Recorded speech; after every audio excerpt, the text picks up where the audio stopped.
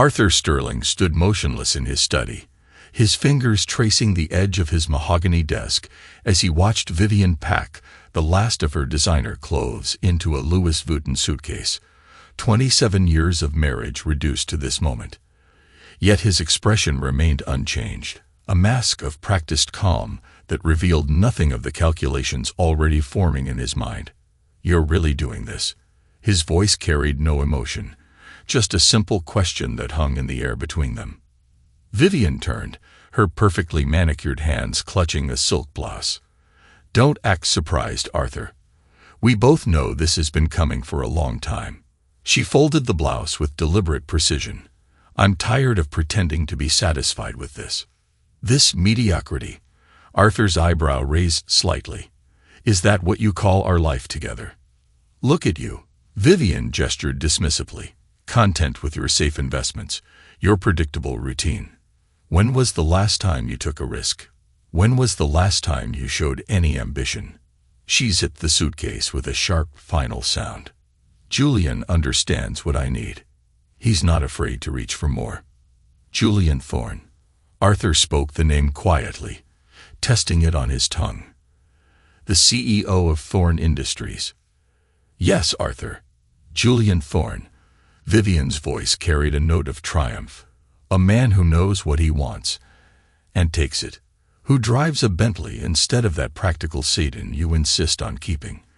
Who owns a yacht and takes spontaneous trips to Monaco." She pulled off her wedding ring, the diamond catching the light one last time. "It's time for an upgrade." The ring made a soft clicking sound as it hit Arthur's desk, rolling slightly before coming to rest. He didn't reach for it. "And what makes you think Julian Thorne will give you everything you desire?" Arthur's question was soft, almost gentle. Vivian laughed, the sound brittle and harsh. "He already has. The penthouse overlooking Central Park, the private jet access, the status of being with a real power player." She straightened her designer jacket. "Face it, Arthur. You were never going to be more than this. I've wasted enough years waiting for you to become something exceptional." Arthur's phone buzzed quietly in his pocket. He ignored it, maintaining eye contact with his wife of nearly 3 decades. "You always did have expensive taste, Vivian. I remember when you used to appreciate the value of earning things rather than having them handed to you." "Earning things?" Vivian scoffed. "Like you've earned anything. Playing it safe, always in the background, never making waves." She grabbed the handle of her suitcase. "Julian's driver is waiting. I won't be coming back." Arthur watched her walk to the door, her heels clicking against the floor. "You're right about one thing, Vivian. It is time for an upgrade." She paused, her hand on the doorknob. "What's that supposed to mean?" "Nothing you need to concern yourself with anymore." Arthur turned away, dismissing her. "Give my regards to Julian." The door closed behind her with a decisive click. Arthur waited, counting the seconds until he heard the front door open and close, followed by the sound of a car engine starting and fading away. Only then did he move, walking to a hidden panel in the bookshelf. His fingers found the concealed latch, revealing a wall safe. From inside, he retrieved a thick folder marked Thorne Industries. As he spread the contents across his desk, a slight smile played at the corners of his mouth. Stock certificates, proxy statements, and complex ownership diagrams filled the pages. At the center of it all, a single document showed the truth. Through a carefully constructed network of shell companies and trusts, Arthur Sterling owned 51% of Thorne Industries. He pulled out his phone, dialing a familiar number. "Hector, it's time. Initiate Project Phoenix." He paused, listening to the response. "Yes, everything we discussed. I want Julian's entire operation laid bare. Finances, personal life, every dirty deal he's ever made. Leave no stone unturned." Another pause. "No, Hector. No mistakes. No loose ends. Julian Thorne is about to learn the cost of taking what's mine." Arthur's voice carried no anger, only cold certainty. "And Hector, make sure our ownership remains hidden for now. Let's not spoil the surprise." After ending the call, Arthur poured himself a glass of scotch and walked to the window. The city spread out before him, lights beginning to twinkle in the gathering dusk. He took a sip, savoring the burn. His phone buzzed again, a message from Bart Finch, his lawyer. "Everything in place. Ready when you are." Arthur typed a quick response. "Begin the process. No mercy." Later that evening, Arthur found himself at the Blue Room, a high-end bar downtown. He sat at the counter, nursing another scotch, when a woman took the seat next to him. "Rough day?" she asked, ordering a martini. Arthur studied her reflection in the mirror behind the bar. "You could say that. My wife of 27 years left me today for another man." "I'm Clara," she offered, turning to face him. "And believe it or not, I know exactly how you feel. My husband of 15 years left me for his secretary 6 months ago." "Arthur," he introduced himself. "How did you handle it?" Clara's laugh was bitter. "Not well, at first. Cried, screamed, begged him to come back. Pathetic. Really." She took a sip of her martini. "But then I realized something. He did me a favor. Showed me who he really was before I wasted any more years of my life on him." Arthur nodded slowly. "And now?" "Now," Clara smiled. "Now I'm rebuilding. Starting over. It's not easy, but it's better than living a lie." She pulled out a business card. "I run a support group for people who've been through similar situations. You should come by sometime." Arthur accepted the card, tucking it into his pocket. "Thank you, Clara, but I have a feeling my recovery process will be somewhat different." "Oh." Clara raised an eyebrow. "How so?" Arthur's smile didn't reach his eyes. "Let's just say I believe in karma. And sometimes karma needs a little help." He finished his scotch and stood. "Keep in touch, Clara. I have a feeling we might be able to help each other in the future." As he walked out of the bar, Arthur's phone buzzed once more. A message from Hector. "First phase complete. You won't believe what I found. Meeting tomorrow." Arthur's response was immediate. "My office, 8 a.m. Show me everything."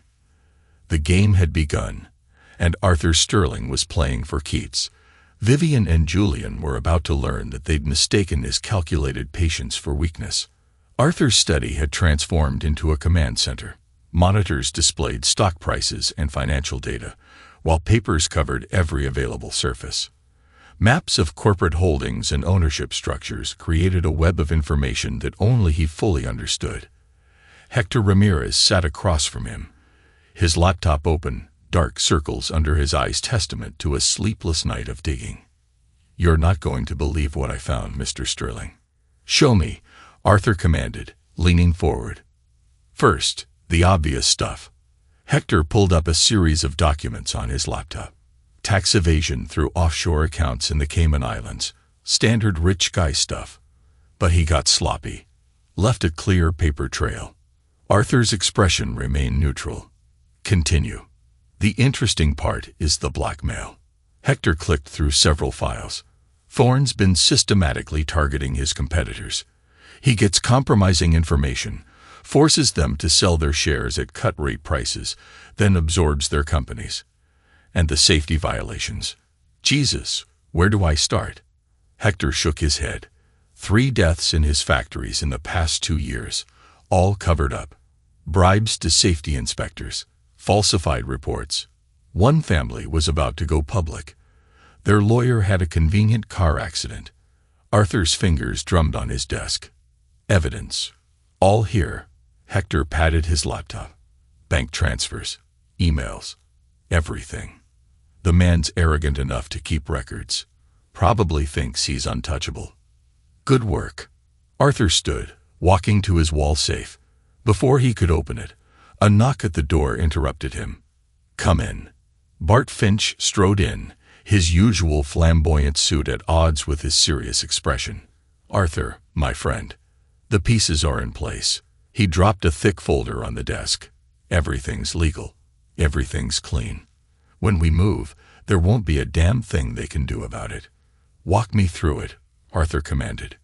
Bart spread out various documents. We've been accumulating shares through 17 different shell companies over the past decade.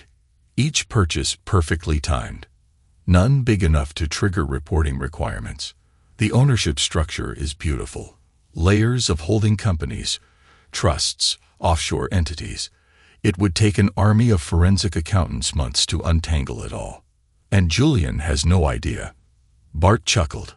He thinks he's untouchable. Today at lunch, I watched him and Vivian at Lou Bernardi. He was bragging about how he's going to expand the company, buy out his competitors. Arthur's expression hardened. Tell me about Vivian. Hanging on his every word, Bart reported. They weren't even trying to be discreet. She was practically in his lap, showing off some new diamond bracelet. Several board members were there. They looked uncomfortable, but nobody dared say anything. Perfect. Arthur turned to Hector. Start feeding information about the safety violations to Isabella Vargas at the police department. Anonymously, of course. She's honest. She'll follow where the evidence leads. Already on it, Hector confirmed. I've also identified weak points in their 8 security. When the time comes, I can access everything. Speaking of timing, Bart interjected. When do we pull the trigger? Arthur walked to his window, watching the city below. Let them dig themselves deeper. Julian's pride will make him careless. Each public appearance with Vivian, each show of arrogance will make the fall more spectacular. He turned back to his conspirators. Bart, prepare the default notices. Have them ready, but don't file yet. Hector, continue monitoring and gathering evidence. I want to know every move they make, every dollar they spend, every secret they think is safe. And Vivian, Bart asked carefully. She made her choice. Arthur's voice was ice. She chose wealth over loyalty, status over honor. Let her enjoy her upgrade while it lasts. As if on cue, his phone buzzed with a news alert. It was a society page photo of Julian and Vivian at a charity gala, his hand possessively on her waist, her smile triumphant. The caption read, Thorne Industries CEO Julian Thorne with companion at the Metropolitan Museum benefit. Companion, Arthur mused, his smile cold. How fitting. Sir, Hector spoke up. I've been monitoring their spending. In the past week alone, Julian's bought her over $200,000 in jewelry, a new Mercedes, and put a down payment on a penthouse. Let him spend, Arthur replied. Every dollar will make the crash more devastating. He turned to Bart. How quickly can we move once we pull the trigger? Everything's structured for maximum impact. When we reveal our ownership position and file the default notices, it'll hit like a tsunami. The stock will plummet, investors will panic, and Julian's leverage will evaporate overnight. And legally, he won't have a leg to stand on. Bart's grin was predatory. We've documented every violation, every illegal transaction. The SEC will have a field day. And with Detective Vargas investigating the safety violations, criminal charges are almost certain. Arthur nodded, satisfied. Then we wait. Let them think they're invincible. Let them flaunt their relationship, spend their money, make their plans. He picked up the society page photo. The higher they climb, the harder they'll fall. What about the company itself? Hector asked. Thorne Industries employs thousands of people. The company will survive, Arthur assured him. Under new management, of course. We'll clean house, implement proper safety protocols, end the corruption. Sometimes you have to break something down completely before you can rebuild it properly. Another knock at the door revealed Arthur's housekeeper. Mr. Sterling, there's a delivery for you. It was a large envelope. Divorce papers from Vivian's lawyer. Arthur skimmed them briefly before handing them to Bart. Handle this. Give her exactly what the law requires, not a penny more. And the house? Bart asked. Let her fight for it, Arthur decided. It'll keep her distracted from what's really happening.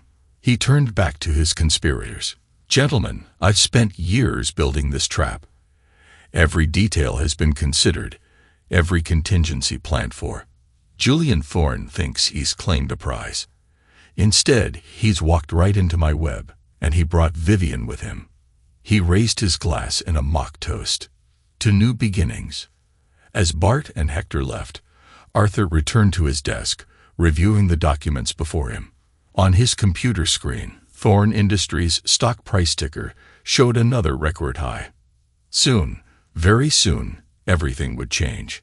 And when it did, the world would learn what happens to those who betray Arthur Sterling. The 50th floor of Thorne Industries headquarters buzzed with nervous energy.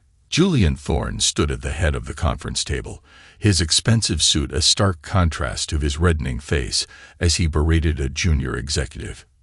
Incompetent, he roared, slamming his hand on the polished table. Do you have any idea how much money your mistake could have cost us?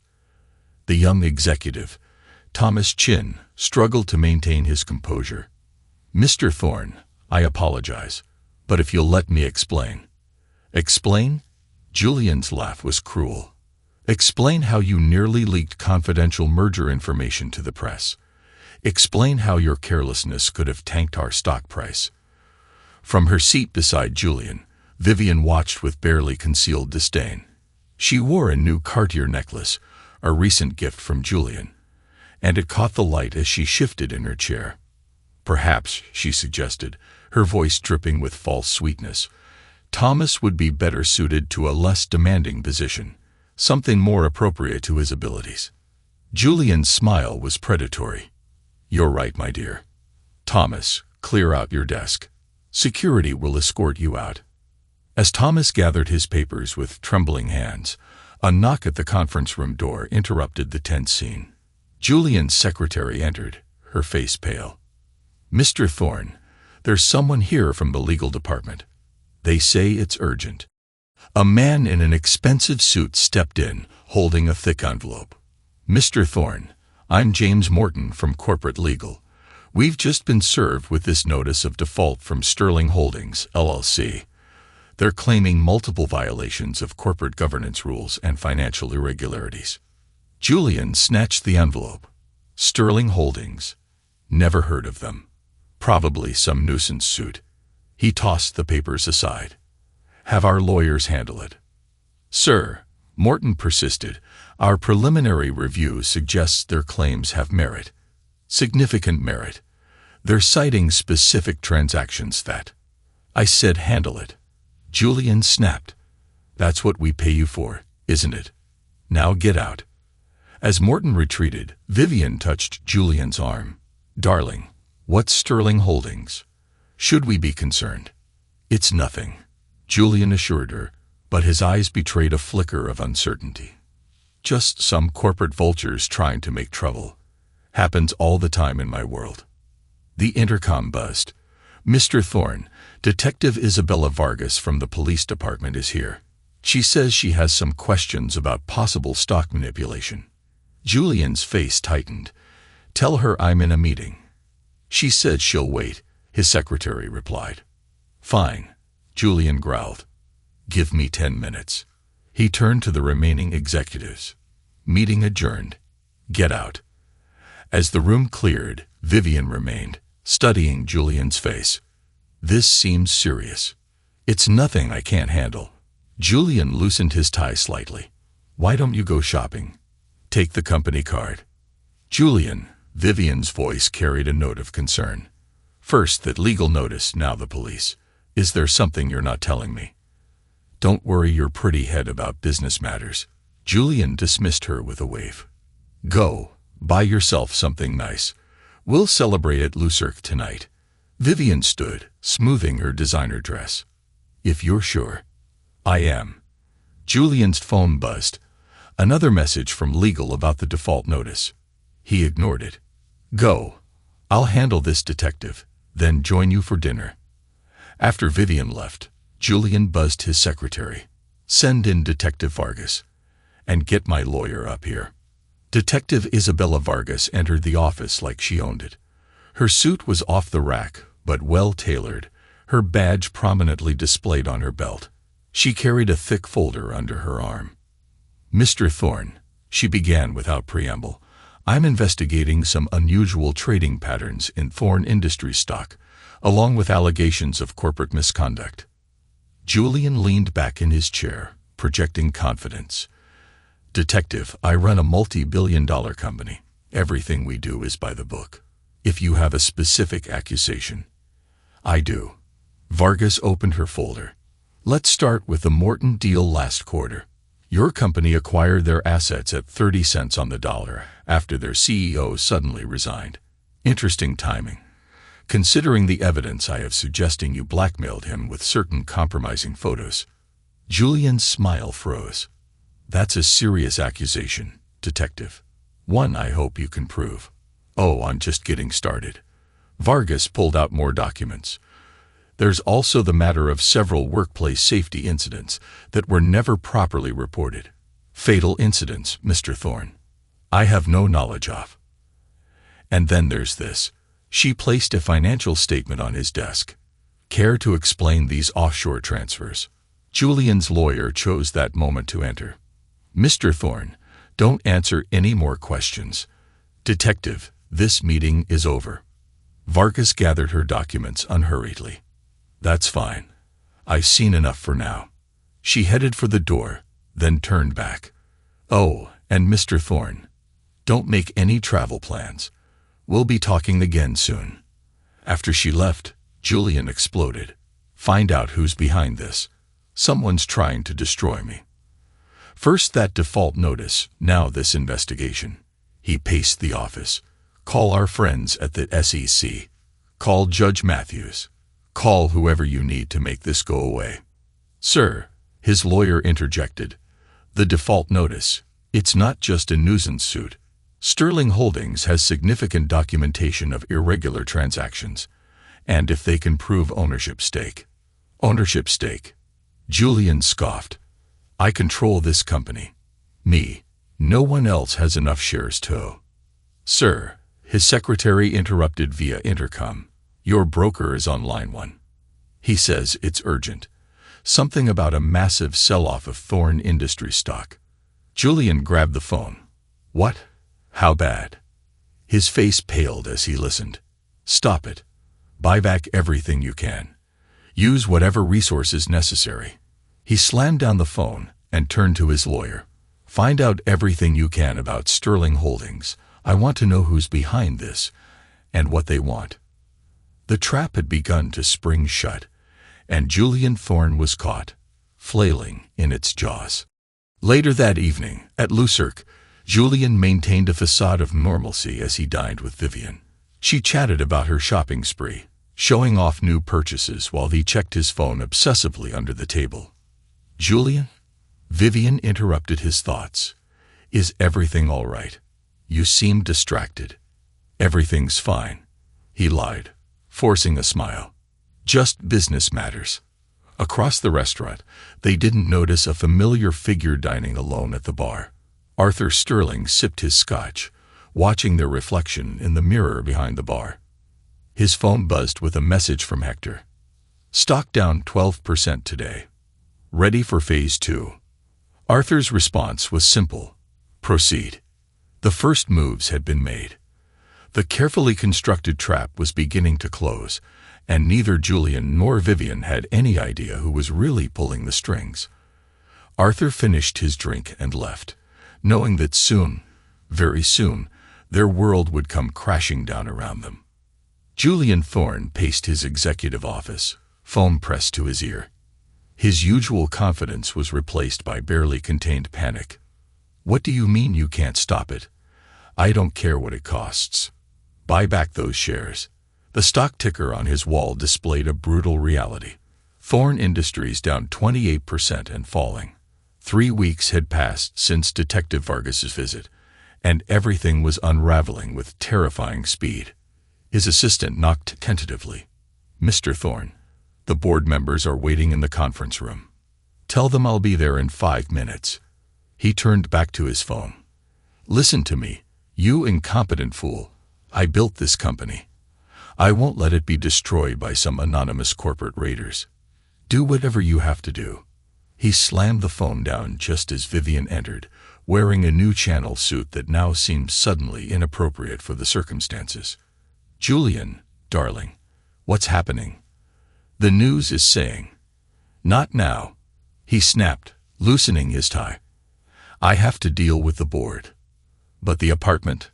The renovations we planned?" Julian's laugh was harsh. "You're worried about renovations while my company is under attack.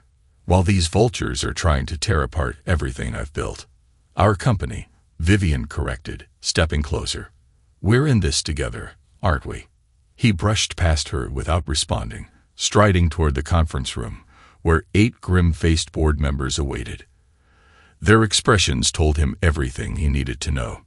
"Gentlemen," he began, but Bernard Matthews, the lead director, cut him off. "Save it, Julian. We've seen the numbers. We've read the reports. Detective Vargas has been interviewing our employees about safety violations. The SEC is asking questions about irregular trading patterns. And now this default notice from Sterling Holdings. All baseless accusations." Julian protested. "I can explain." "Explain the 28% drop in our stock price," another board member demanded. "Explain why our major clients are jumping ship. Explain these photos that were leaked to the press." He slid a newspaper across the table. On the front page was a photo of Julian with one of his blackmail victims, caught in what appeared to be a threatening confrontation. "That's taken out of context," Julian sputtered. "This is a coordinated attack. Someone is trying to destroy us." "Us?" Matthews raised an eyebrow. "No, Julian, they're destroying you. And you're taking the company down with you." "You can't touch me," Julian snarled. "I control this company." "About that." Matthews picked up another document. "We've been doing some digging into the ownership structure. It seems there's been some interesting movement in our shares over the past decade. Care to explain how Sterling Holdings acquired such a significant position without anyone noticing?" Julian's face paled. "What position?" "We're still untangling it," Matthews replied. "But through various shell companies and trusts, they appear to control. Well, let's just say it's enough to make your position here precarious." In his office, Arthur Sterling watched the board meeting through a secure video feed Hector had established. He sat back in his chair, a glass of scotch in hand, as Julian's world began to crumble. "Sir," Hector's voice came through the speakerphone. "Our last batch of share purchases just cleared. We now control 63% of Thorn Industries." "Excellent." Arthur took a sip of his scotch. "And the media?" "Everything's ready. One word from you, and Julian's blackmail operation goes public. We have evidence of at least 12 cases where he forced competitors to sell their companies at a fraction of their worth." "What about Detective Vargas?" "She's been very thorough. The safety violation cover-ups particularly interested her. 3 dead workers. Julian paid off their families. But one widow kept copies of everything." Arthur nodded, though Hector couldn't see it. "Release the blackmail evidence to the press. All of it. Let's see how Julian handles fighting on multiple fronts." Within hours, news alerts began flooding Julian's phone. Breaking. Thorn Industries CEO accused of systematic blackmail. Multiple victims come forward. The board meeting descended into chaos as members read the breaking news on their phones. Julian stood alone at the head of the table, his authority evaporating with each passing second. "This meeting is adjourned," Matthews announced.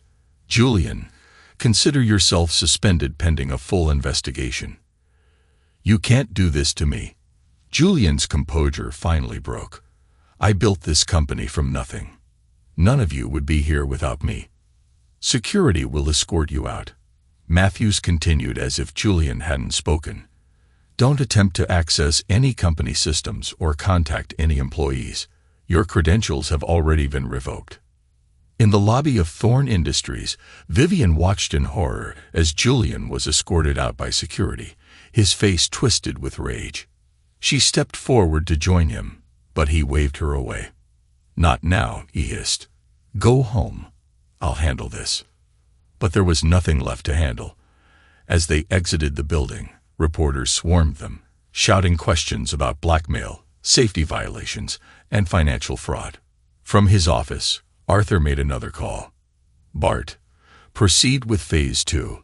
Let's see how Julian enjoys fighting for his freedom while his empire crumbles." As news helicopters circled the Thorn Industries building, Arthur raised his glass in a silent toast. The game was proceeding exactly as planned, and his opponents still had no idea who they were really playing against. The headlines grew more damning with each passing day. Thorn Industries stock in free fall. CEO's criminal empire exposed. Federal investigation launched into corporate corruption. Julian sat in his home office, surrounded by financial reports and legal documents, looking like a man who hadn't slept in days. His phone buzzed constantly with calls from reporters, lawyers, and increasingly angry investors. "Julian?" Vivian entered cautiously. "The housekeeper says you haven't eaten since yesterday." "Can't eat," he muttered, scanning another document. "Have to find who's behind this. Sterling Holdings. There has to be a connection." "The bank called again," Vivian pressed. "They're freezing our accounts, pending the investigation. And the credit cards, they've all been canceled." This got his attention. All of them. Even the offshore ones. Everything. She sank into a chair. "Julian, what's happening? You promised me security, luxury. Now they're saying we might lose everything." "We won't lose anything." He slammed his fist on the desk. "This is a temporary setback. I have safeguards, contingency plans." His phone rang. Bart Finch's number appeared on the screen. "Julian Thorn." "Mr. Thorn." Bart's voice was professionally pleasant. "I'm calling to inform you that Sterling Holdings has called for an emergency shareholder meeting. As the majority shareholder, they're exercising their right to reconstitute the board of directors." Majority shareholder. Julian's voice cracked. "That's impossible. I control this company." "I have the documentation right here," Bart continued calmly. "Through various entities, Sterling Holdings controls 63% of Thorn Industries shares. The meeting is scheduled for tomorrow. At 9 a.m. Your presence is optional." The line went dead. Julian stared at the phone, then hurled it against the wall. "This can't be happening. This can't be happening." Vivian watched him unravel with growing horror. This wasn't the powerful, confident man who had promised her the world. This was someone else entirely, desperate, unhinged, dangerous. "I need to see Arthur," she declared suddenly. Julian barely looked up. "Sterling? Your ex?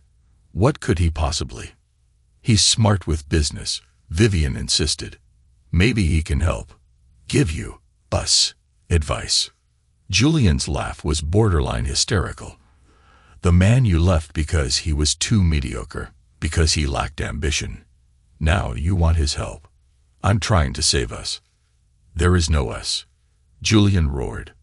"There's me, trying to save my company while you worry about credit cards and renovations. Get out. Get out." Vivian fled the office, her designer heels clicking on the marble floors. She grabbed her phone, scrolling to Arthur's number.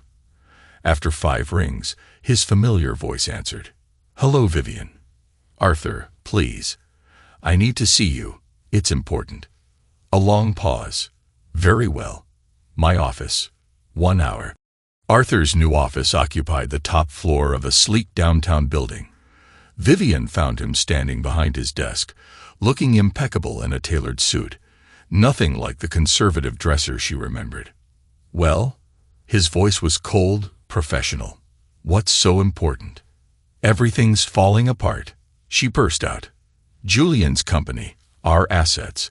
There are investigations, accusations. I didn't know, Arthur. I swear I didn't know about any of it." "Didn't know?" Arthur's smile was terrifying in its calmness. "Or didn't want to know? The safety violations, the blackmail, the fraud. Were you too busy spending his money to notice where it came from?" "That's not fair." "Fair." Arthur moved around the desk. "Let's talk about fair, Vivian. You threw away 27 years of marriage for a criminal who impressed you with stolen wealth. You called me mediocre, boring, lacking in ambition. How's that working out for you? Realization dawned in her eyes. Sterling Holdings. It's you. Very good. He nodded approvingly. Yes, I own 63% of Thorn Industries. Have for years, actually. Julian was so focused on appearing powerful, he never noticed who was really pulling the strings. You destroyed him. Us, just for revenge. Revenge. Arthur laughed softly. No, Vivian. This isn't revenge. This is justice. Julian built his empire on fraud, blackmail, and murder. I'm simply exposing the truth. Please, she whispered. I'll lose everything. Everything you gain through his crimes, yes. Arthur returned to his desk. Consider it a valuable lesson in karma. I'm sorry, Vivian's voice cracked. I made a mistake. I see that now. Maybe we cooled. Arthur's voice cut like a blade. You made your choice, Vivian. You chose wealth over loyalty, status over honor. Now you can live with the consequences. He pressed a button on his desk. Security will show you out. As Vivian was led away, her tears gave way to anger. Arthur's phone buzzed. A message from Bart. Shareholder meeting preparations complete. Julian's removal is guaranteed. Another message, this one from Hector. Detective Vargas has enough for an arrest warrant. Should I give her the final piece of evidence? Arthur smiled, remembering Julian's boast about owning a yacht, taking spontaneous trips to Monaco. Yes, he typed back. Show her everything. The next morning, Arthur sat at the head of the Thorn Industries boardroom table, watching Julian's former board members file in. None of them would meet his eyes. They knew their complicity in Julian's schemes would have consequences. Gentlemen, Arthur began, his voice calm and commanding. Welcome to the new era of Thorn Industries. Though I suppose we'll need a new name to go with our new direction. Any suggestions? Before anyone could respond, the boardroom doors burst open. Detective Vargas entered, flanked by federal agents. Julian Thorn, she announced, holding up a warrant. You're under arrest for securities fraud, conspiracy, and negligent homicide. Julian, who had been glaring at Arthur from across the table, shot to his feet. You can't do this. He bellowed, but his voice faltered as the agents approached. Arthur watched passively as Julian was cuffed. The former CEO's protests grew weaker with every step toward the door. His final words before being led away. I built this company. You won't get away with this. The agents and Detective Vargas escorted Julian out, leaving the stunned board members in silence. Now then, Arthur said smoothly, turning back to the table. About that new direction. The media frenzy surrounding Julian Thorn's arrest dominated every news channel. Reporters camped outside the federal courthouse, their cameras capturing his transformation from powerful CEO to accused criminal.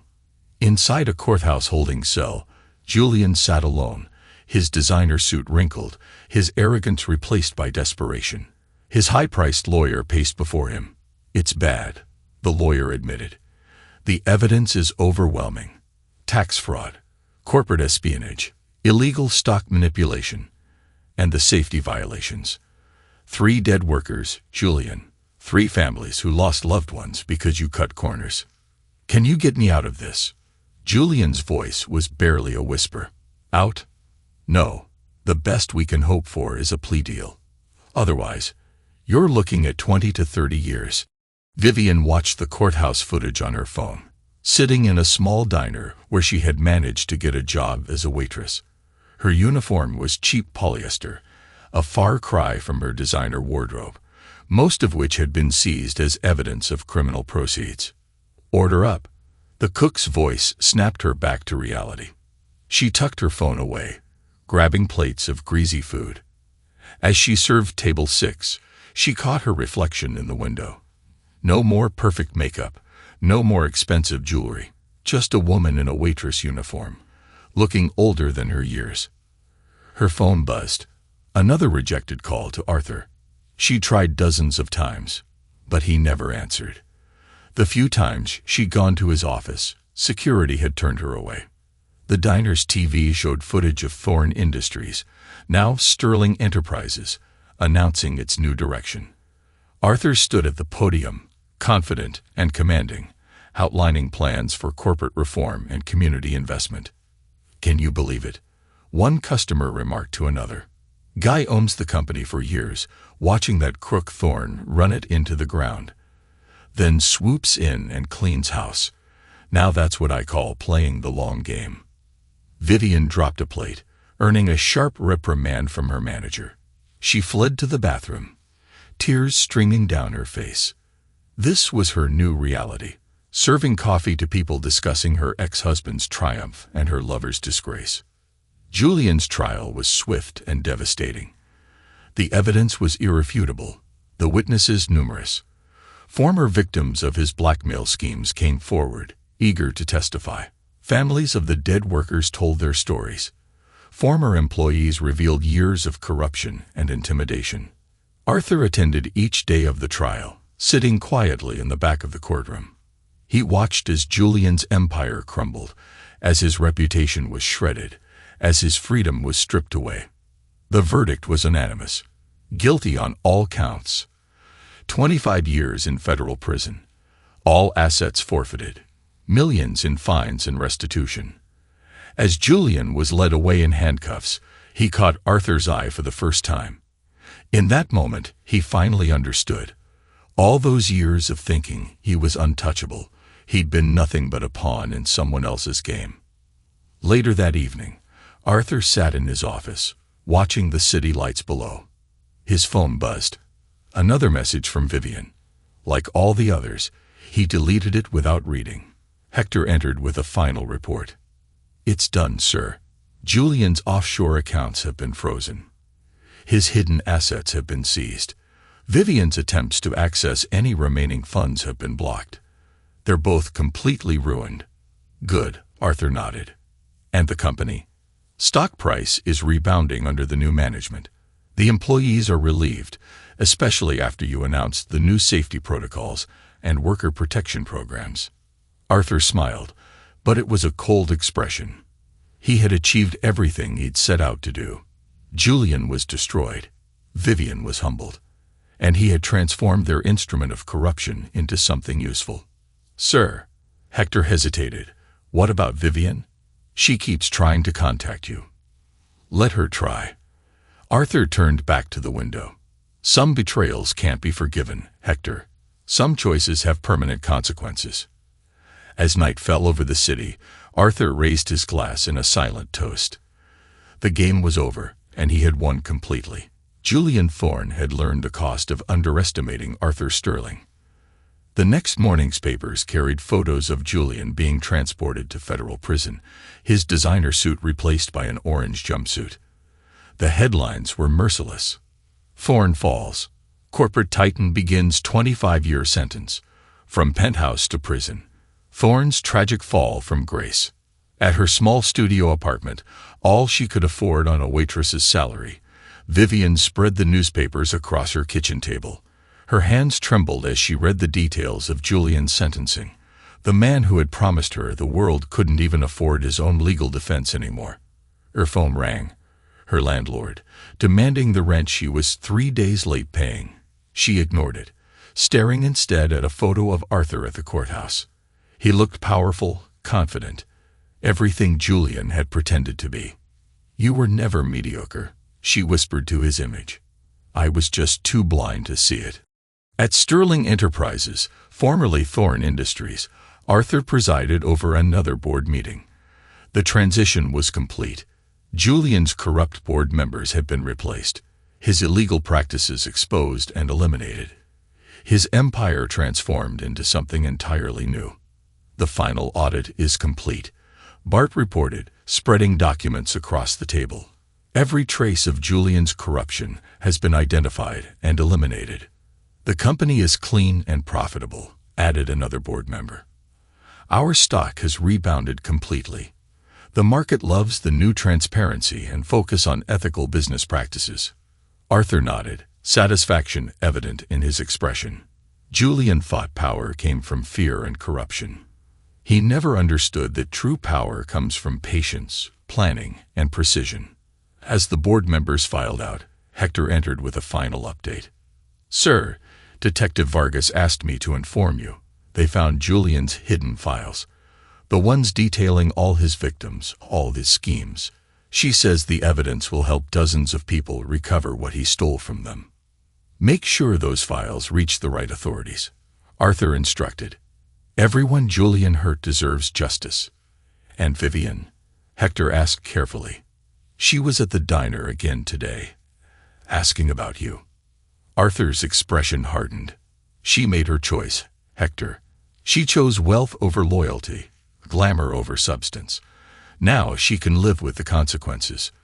The sun set on another day in the city. In his prison cell, Julian Thorne stared at the wall, his empire destroyed, his reputation ruined, his future reduced to counting the days of his 25-year sentence. In her small apartment, Vivian counted the tips from her shift, wondering how she'd afford next month's rent. And in his office, Arthur Sterling reviewed the final reports of his victory, knowing that justice had been served. The game was over. The pieces had fallen exactly as he planned. Julian and Vivian had learned the hard way that betrayal carried a price, and Arthur Sterling always collected his debts in full. The boardroom of the former Thorne Industries buzzed with anticipation as Arthur Sterling stood at the head of the table, his presence commanding attention without effort. Gone was any trace of the mediocre man Vivian had dismissed. In his place stood someone who had orchestrated one of the most spectacular corporate takedowns in recent history. "Ladies and gentlemen," he began, his voice carrying easily across the room. "Thorne Industries was built on corruption, blackmail, and human suffering. Today, we begin its transformation." He pressed a button, and the screen behind him revealed a new logo. Sterling Enterprises. "We're not just changing the name. We're changing everything." Bart Finch, still flamboyant but now tempered with purpose, distributed detailed prospectuses to the board members. "Our first initiative focuses on corporate ethics and worker protection. The safety violations that cost 3 lives under Thorne's leadership. Never again." "What about the shareholders?" one board member asked nervously. "They've already suffered significant losses." Arthur's smile was razor-sharp. "Have they? Check the numbers, George. Since we exposed Julian's corruption and implemented our new policies, our stock has risen 40%. Turns out ethical business practices are profitable." He moved around the table, his presence making each board member sit straighter. "We're establishing a Women in Business initiative.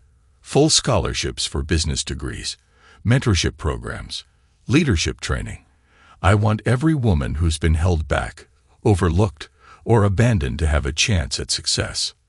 "That's unusually specific," another board member observed. "Is it?" Arthur's tone carried a warning. "Or is it addressing a systemic problem that men like Julian Thorne perpetuated? How many female executives did he drive out? How many careers did he destroy?" The board members shifted uncomfortably, remembering their own complicity in Julian's regime. Arthur let them stew in their discomfort. "Speaking of Julian," he continued, "his conviction gives us a unique opportunity. Every company he blackmailed, every competitor he destroyed, we're going to make it right." "Bart." Bart stood, adjusting his signature bow tie. "We've identified 23 companies that Julian forced into disadvantageous sales through blackmail. We're offering them fair market value buybacks or partnerships. Their choice." "The coast," someone started to protest, "will be covered by the assets we recovered from Julian's hidden accounts." Arthur cut in. "Poetic justice, wouldn't you say? His victims rebuilt by his own stolen wealth." The door opened, and Evelyn Hayes entered, carrying a portfolio. Arthur's expression softened fractionally, not enough to show weakness, but enough to acknowledge her presence. She took a seat next to him, spreading out her documents. "Ms. Hayes has been working with us to develop our community outreach programs." Arthur introduced her. She has particular expertise in helping women rebuild their lives after personal and professional setbacks. Evelyn's voice was soft but carried steel beneath it. Sterling Enterprises has an opportunity to do more than make profits. We can create real change. The shelter program we're developing. Shelter program. A board member interrupted. We're a corporation, not a charity. Arthur's hand slammed down on the table, making everyone jump. We're whatever I say we are. Or have you forgotten who owns controlling interest? His voice was arctic. Anyone uncomfortable with our new direction is welcome to resign. There are plenty of corrupt corporations hiring. No one moved. No one spoke. As I was saying, Evelyn continued, unruffled by the interruption, the shelter program will provide temporary housing, job training, and support services. We've already identified 3 suitable properties. The first opens next month, Arthur added. I expect everyone in this room to attend the opening. Show your support. Prove you understand our new priorities. After the meeting, Arthur and Evelyn walked to his office. She watched him pour his customary scotch. You enjoyed that, she observed, terrifying the board. Always. He offered her a glass, which she declined. They need to understand this isn't just corporate window dressing. We're rebuilding everything from the ground up. The shelter program means a lot to you, she said softly. Arthur stared out at the city. I watched Vivian throw away 27 years for wealth and status. How many other women make similar choices because they feel trapped? Helpless. He turned back to her. I destroyed Julian because he deserved it. But that destruction can serve a greater purpose. And Vivian? Evelyn asked carefully. I heard she's still trying to contact you. Let her try. His voice was granite. Some bridges stay burned. Some betrayals can't be forgiven. He moved closer to Evelyn, reaching into his desk drawer and withdrawing a small box. I had planned something more elaborate, but this feels right. He opened the box, revealing a stunning diamond ring. Elegant but not ostentatious. Marry me. Evelyn studied him carefully. Are you sure? After everything with Vivian. Unsure about you, he cut her off. You see the world as it is but work to make it better. You understand that strength doesn't preclude compassion. And you've never once asked me to be less than what I am. Even when what you are is terrifying, she smiled slightly. Especially then. He held out the ring. Build this new chapter with me, Evelyn. Help me turn Sterling Enterprises into something unprecedented. A corporation that combines profitability with purpose. She took the ring, slipping it onto her finger. Yes, but on one condition. His eyebrow raised. Which is? The shelter. I want Clara involved. She understands what these women need because she's lived it. Arthur smiled. A real smile, not the cold one he showed the board. Already arranged. Hector's running background checks on potential staff. Clara will be deputy director, reporting directly to you. Evelyn kissed him softly. You think of everything, don't you? It's why I win, he said simply, returning to his desk. Now, about the shelter's opening ceremony. The Phoenix Nest shelter stood as a testament to careful planning and attention to detail. Once a neglected apartment building, it had been transformed into a modern facility with private rooms, training spaces, and offices. The sign above the entrance was elegant but understated. A phoenix rising from flames, symbolizing rebirth. Inside her office, Evelyn reviewed applications with Clara, both women focused on their shared mission. Another one from Vivian Sterling. Clara noted, holding up a letter. She's persistent. Arthur won't change his mind. Evelyn replied without looking up. But she fits our criteria. Abandoned woman, no resources. She wasn't abandoned. Evelyn's voice was firm. She chose to leave a good man for wealth and status. There are women here who truly need our help. Vivian made her choices. The intercom buzzed. Miss Hayes, Mr. Sterling is here. Arthur entered, impeccably dressed as always. He kissed Evelyn briefly, nodded to Clara, then got straight to business. How are the preparations for next week's opening? On schedule, Clara reported. We have 15 women moving in initially, all screened, all committed to the program. Job training? Arthur asked. Partnerships with 3 companies besides Sterling Enterprises, Evelyn answered. Tech training, financial services, healthcare administration. Real careers, not just jobs. Arthur nodded approvingly. Security. Top of the line, Clara assured him. No one gets in without clearance. The women will be safe here. Good. Arthur moved to the window, watching workers install the final security cameras. I want this place to be everything I promised. A real chance for women to rebuild their lives. It already is, Evelyn assured him. She hesitated, then continued. Arthur, Vivian has applied again. His expression hardened. No. I already declined her, Evelyn confirmed. But she's getting desperate. The diner fired her for missing too many shifts. She's facing eviction. Good. Arthur's voice was ice. Let her experience the consequences of her choices. The shelter is for women who deserve help, not for those who threw everything away for greed. Clara spoke up carefully. Some might say that's harsh. Arthur turned to her, his expression unyielding. Harsh. I gave Vivian 27 years of loyalty, stability, and respect. She called me mediocre, threw her wedding ring at me, and ran off with a criminal because he bought her expensive toys. His voice could have frozen fire. She deserves everything she's experiencing. The shelter's your vision, Clara conceded. Your rules. No, Arthur corrected her. It's our vision. Yours, Evelyn's, mine.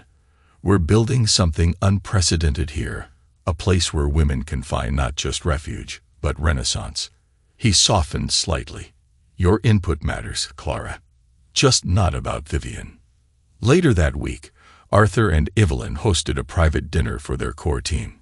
Hector, Bart, Clara, and several key shelter staff gathered at their penthouse. The files from Julian's trial proved invaluable, Bart reported over dinner. We've identified dozens of women he harassed or forced out of their positions. We're reaching out, offering them leadership roles in Sterling Enterprises. Proper roles, Arthur emphasized, based on their qualifications, not as charity cases. The shelter's already gaining attention, Clara added. I had calls from 3 other cities asking about our model. Expansion comes later, Arthur cautioned. First, we prove the concept here.